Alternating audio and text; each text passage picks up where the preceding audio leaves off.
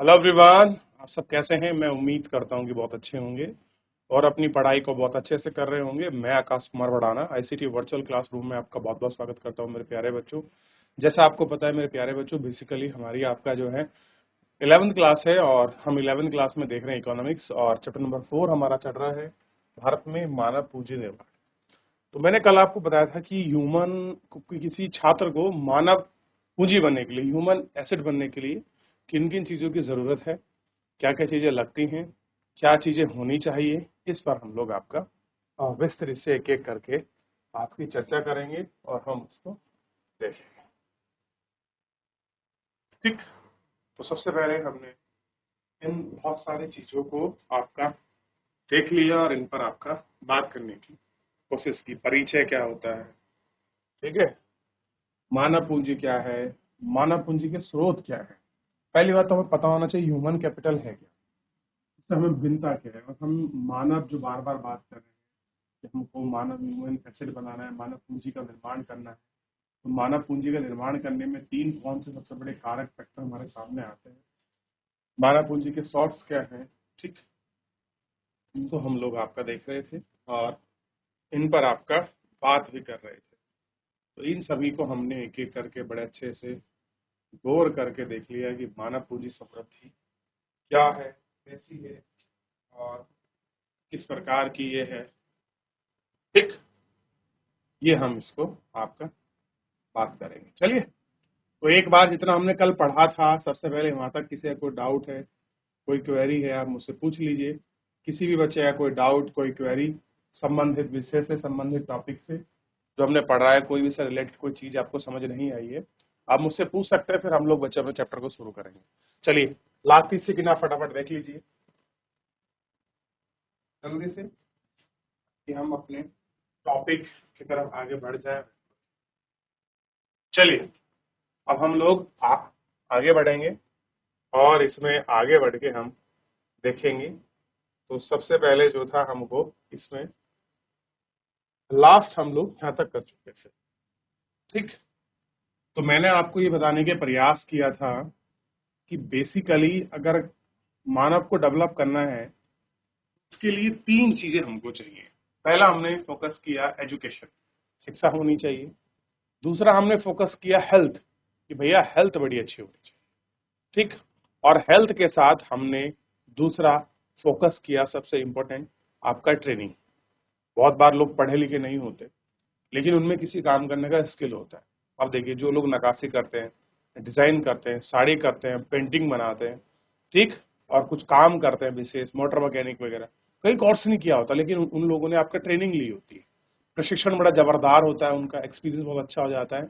तो ये तीन चीजें ऐसी हैं जो मानव को, एक सिंपल व्यक्ति को आपका एसेट में, किस चीज में परिवर्तित कर सकती हैं। तो ये तीन पॉइंट हम लोगों ने आपका गौर करके देखे और बात।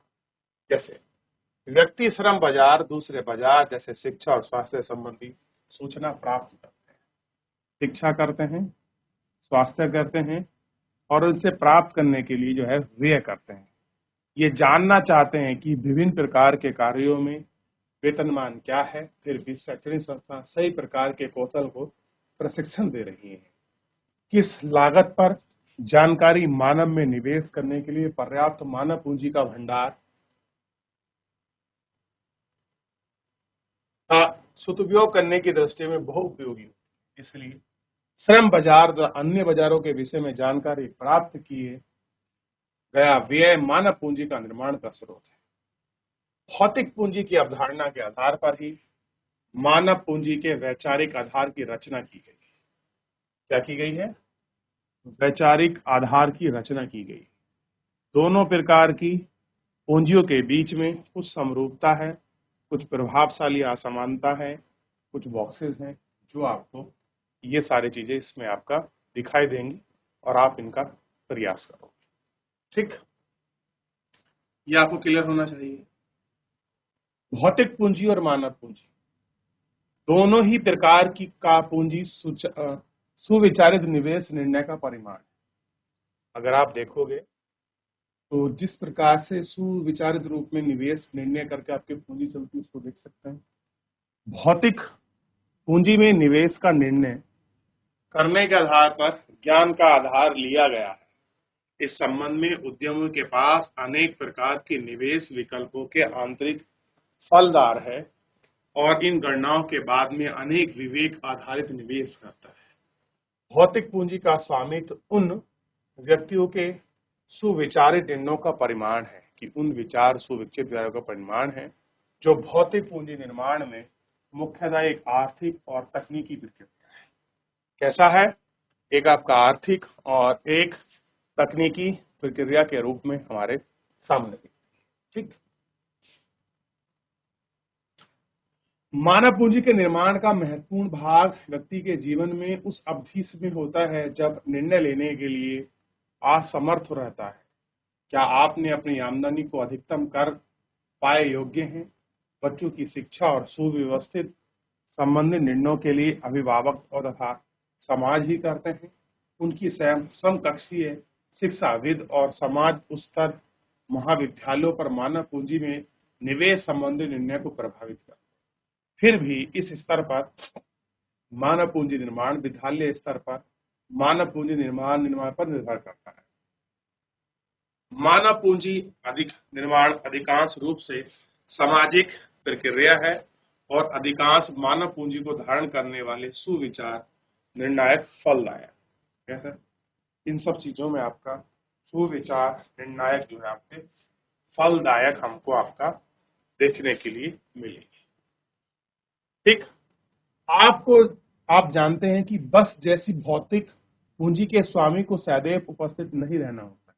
अब देखिए, किसी ने पैसा कमाया और पैसा कमा के एक बस ली और बस मालिक हमेशा बस में थोड़ा रहेगा, वो एक ड्राइवर और एक कंडक्टर रखते हैं जो बस को चलाएगा और बस से जो यात्री बैठेंगे तो जो भी वो काम करेगा उसका किराया वसूल से, जहां वह बस यात्रा समाज के परिवहन में प्रमुख होता है, किंतु वह परिवहन को चलाने के लिए ज्ञान से संपन्न चालक वाहन के साथ ही रहना पड़ता है।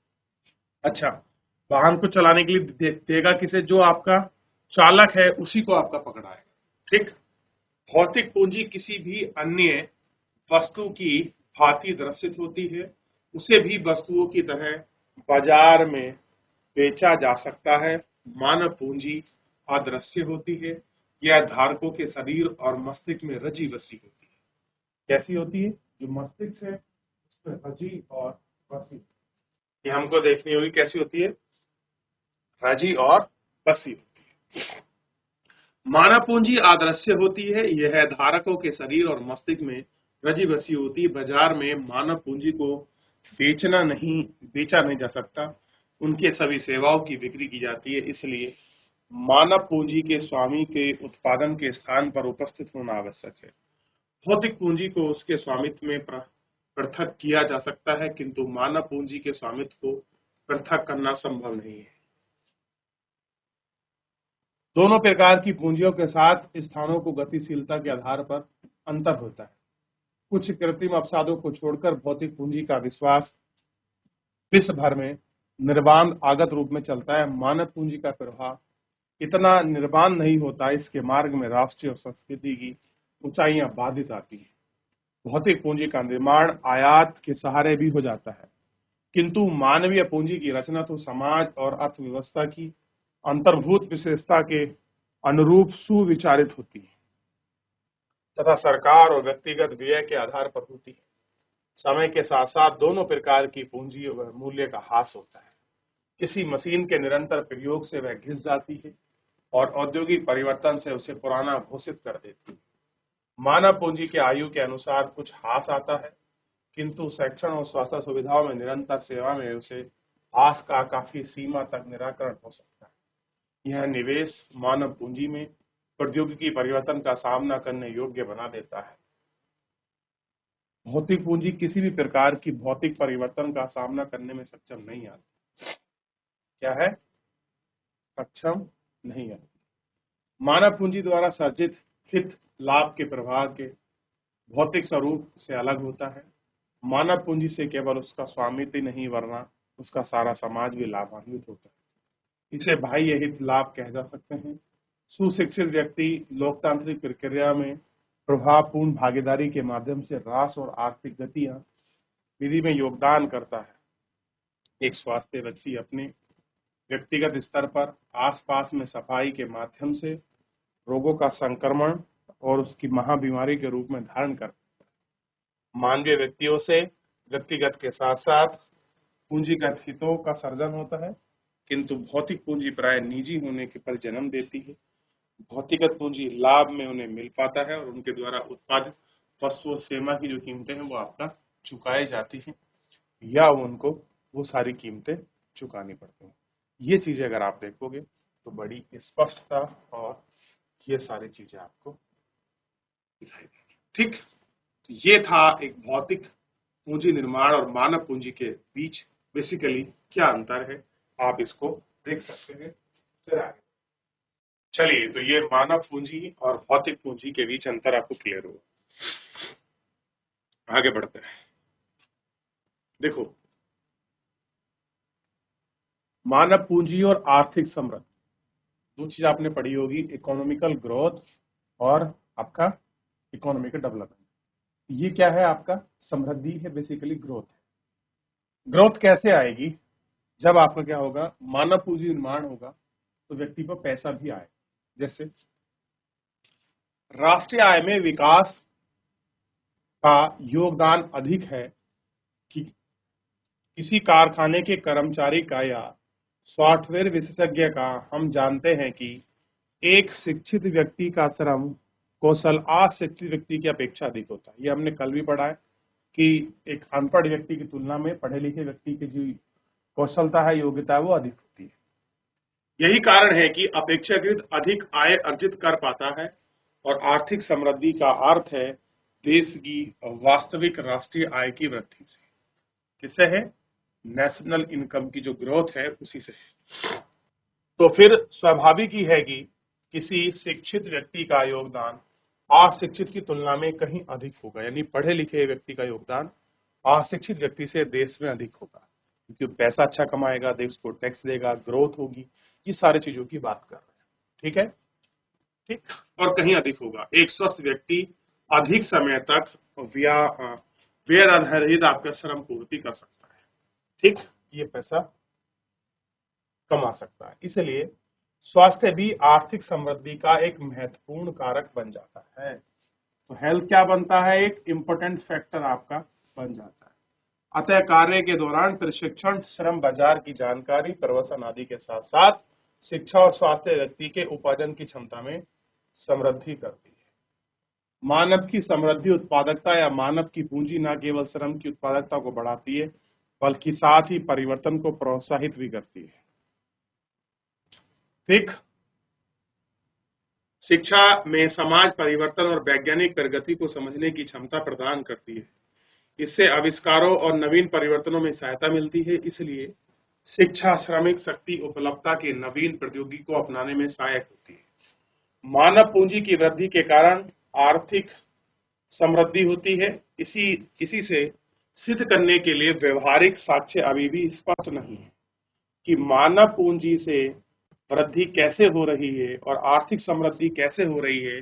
कैसे हम इसको स्पष्ट करें, अभी हमारे पास जो क्लियर एविडेंसेस हैं वो अभी नहीं है।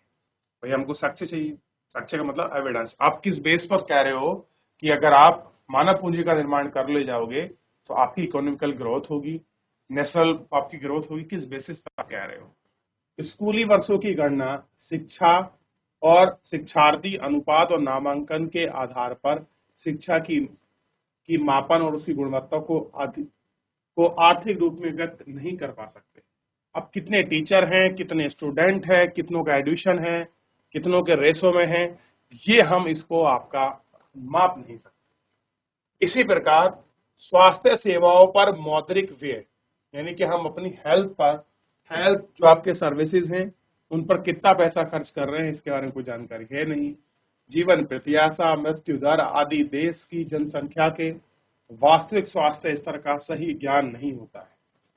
यदि इन सूचनाओं का प्रयोग विकसित तथा आप विकासशील देश के में शिक्षित स्तरों पर प्रति वर्ष आय को सुधारने की तुलना में हमें मानव पूंजी निर्माण के वर्धनों में सहचरिता आपको दिखाई पड़ता है, किंतु वास्तविक आय में ऐसी कोई प्रवृत्ति हमको स्पष्ट रूप से नहीं दिखती। दूसरे शब्दों में विकासशील देश मानव पूंजी की समृद्धि को बहुत तेजी से हो रही है। कैसी हो रही है? बहुत तेजी से हो रही है, किंतु उनकी प्रति व्यक्ति वास्तविक आय वृद्धि उतनी तीव्रता से नहीं है। यह मानना तर्क संगत है कि मानव पूंजी और आर्थिक समृद्धि परस्पर एक दूसरे को प्रभावित करते क्या करते हैं? एक दूसरे को प्रभावित करते हैं। एक और जहां प्रभावित उच्च आय उच्च मानव जीवन का सर्जन करने का कारण बनती है, वहीं दूसरी ओर इस तरह में मानव पूंजी निर्माण से आय का समृद्धि में सहायता मिलती है। भारत ने तो बहुत पहले ही आर्थिक समृद्धि में मानव पूंजी निर्माण के महत्व को समझ लिया है। 7 पंचवर्षीय योजना में कहा गया है, यानी कि 7वीं बेसिकली 7 नहीं 7वीं, जो आपका 7 नंबर की आपका क्या है, पंचवर्षीय योजना में कहा गया है कि एक विशाल जनसंख्या वाले देश में तो विशेष रूप से मानव संसाधन के विकास को आर्थिक विकास की युक्ति में बहुत महत्वपूर्ण स्थान देना होगा। उच्च शिक्षण संस्थान पाकर एक विशाल जनसंख्या अपने में आर्थिक समृद्धि को बढ़ाने में क्या बनती है? परिसंपत्ति आपका बन जाएगी। साथ ही वांछित दिशा में जो चीजें छूट गई हैं, वांछित दिशाओं में सामाजिक परिवर्तन को सुनिश्चित कर लेगी कि हमको किस दिशा में जाना है, क्या चीजें चाहिए, ये सारी चीजें हमको आपका कर लेगी। ठीक है, तो एक बार अच्छे से पूरे टॉपिक को जितना हमने पढ़ा है इसको देख लीजिए और आप फिर आगे बढ़ेंगे। देख लीजिए आप, हो गया बच्चों? देखा आपने? थोड़ा सा नीचे चलिए, ध्यान दीजिए आगे।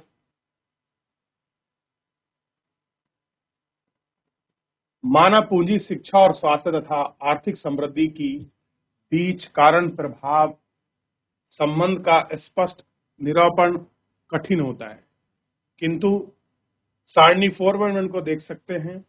ये दोनों साथ साथ समृद्धि होती है। संभवतः प्रत्येक क्षेत्र की समृद्धि दूसरे क्षेत्र की समृद्धि का सहारा दिया है। नेशनल एजुकेशन पॉलिसी 2020 में कहा गया है कि ज्ञान का परिदृश्य पूरे विश्व का मतलब संपूर्ण देश तेजी से परिवर्तन का दौर रहा है। Big data, machine learning, artificial intelligence, अच्छा ये चीज बड़ी तगड़ी है, मशीन लर्निंग एमआई कहते हैं, और उसके आजकल जबरदस्त क्या चल रहा है? आर्टिफिशियल इंटेलिजेंस, एआई जिसको आप कहते हैं आम रूप में एआई, ये बड़ी खतरनाक है। ठीक है, ये आपको ठीक है। और तकनीकी विकास के चलते भारत से अकुशल कामगारों की जगह मशीन का काम करने लगे हैं। दूसरी ओर डेटा साइंस, कंप्यूटर साइंस, गणित के क्षेत्र में कुशल कामगारों की जरूरत है। मांगे बढ़ेंगी तो विज्ञान, सामाजिक विज्ञान, मानव में विविधीकरण विषय में योग्यता रखने वाले, जलवायु परिवर्तक, बढ़ते हुए प्रदूषक, सामाजिक परिवर्तन की वजह से संसाधनों पर हमें क्या होगा? आपका जो ऊर्जा है, भोजन है, पानी है, स्वास्थ्य आदि की आवश्यकता को पूरा करने के लिए नए रास्ते खोजने होंगे। इस कारण भी जीव विज्ञान, रासायनिक विज्ञान, भौतिक विज्ञान, कृषि, जलवायु, सामाजिक विज्ञान क्षेत्रों में नए कुशल कामगारों की जरूरत होगी।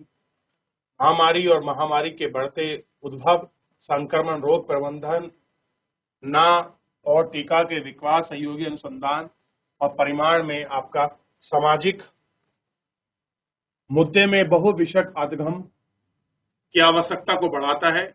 मानवीय और कलाओं की मांग बढ़ेगी, क्योंकि भारत एक विकासशील देश के साथ साथ दुनिया के 3 बड़ी आर्थिक व्यवस्थाओं की ओर अग्रसर है। इस नीति के दृष्टिकोण में सुझाव देता है कि केवल मानव पूंजी का निर्माण ही भारत में अर्थव्यवस्था के विकास की शिक्षा पर ले जा सकता है। कि एक ही चीज ऐसी है जो भारत को आपका क्या कर सकती है? आपका उच्च विकास की राह पर ले जा सकती है, वो है केवल मानव पूंजी निर्माण। तो आप बताइए, मानव पूंजी निर्माण कितना इंपॉर्टेंट है? भारत के आगे चलकर मानव पूंजी निर्माण ही अर्थव्यवस्था और ज्ञान पर आधारित आर्थिक समृद्धि का उच्च पद पर ले जाएगी। तो भारत जहां जाना चाहता है उसको ले जाने में कौन सहायक बनेगी? आपका। ठीक, यहां तक हमारा आज फिलहाल हम लोग यहाँ तक ही करेंगे। ईमेल भी मैं आपको बताऊं, ईमेल बढ़ने से पहले अब कंप्यूटर की चीजें किस तरह से कंप्यूटर परिदृश्य ज्ञान आपका बढ़ रहा है। एक टाइम था कि पहले कंप्यूटर सिखाना पड़ता था, आज देखिए बच्चे खुद चला लेते, देखकर सीख गए हैं लोग बात इस तरीके से ही। क्लियर है? तो आप एक बार देखिए फिर आगे बढ़ रहे हैं। चलिए, तो फिलहाल आज के लिए इतना ही। यहाँ तक ही अपने लेक्चर को हम लोग आपका समापन करेंगे, मिलेंगे नेक्स्ट लेक्चर में। तब तक अपना ध्यान रखिए, स्वस्थ रहिए और एक बार पूरे अच्छे से चीज को आप रिवीजन करिए। धन्यवाद।